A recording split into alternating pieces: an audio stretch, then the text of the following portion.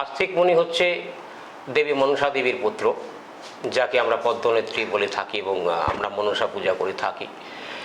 তা আস্তিক মুনি দেবী মনসার পুত্র এবং বাসুকী নাগ, যাকে আমরা বলে থাকি পৃথিবীর যিনি ধারণ করে আছেন।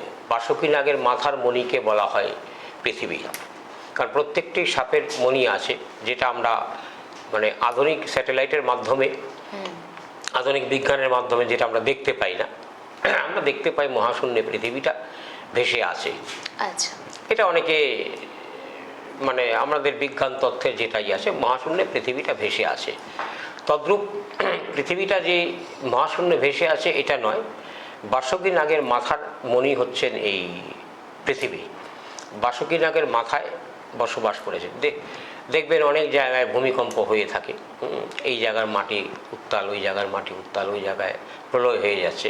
অর্থাৎ বাসুকী নাগের একটি পশম যদি লড়ে থাকে, বাসুকী নাগের একটি পশম যদি লড়ে থাকে, সেই জায়গায় ভূমিকম্প, সেই জায়গায় প্রলয়, সেই জায়গায় পাহাড় ভেঙে পড়া।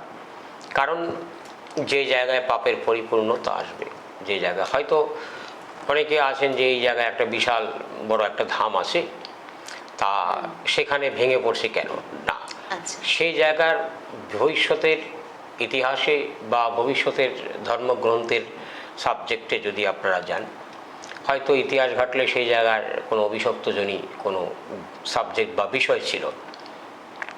তদ্রূপ এই জায়গার ক্ষেত্রে ওই বাসুকী নাগের একটি পশম যখন লড়বে, তখন সেই জায়গায় ভূমিকম্প, বা এটা সনাতন ধর্মের শাস্ত্রে এটা বলা হয়েছে এবং লেখাও আছে।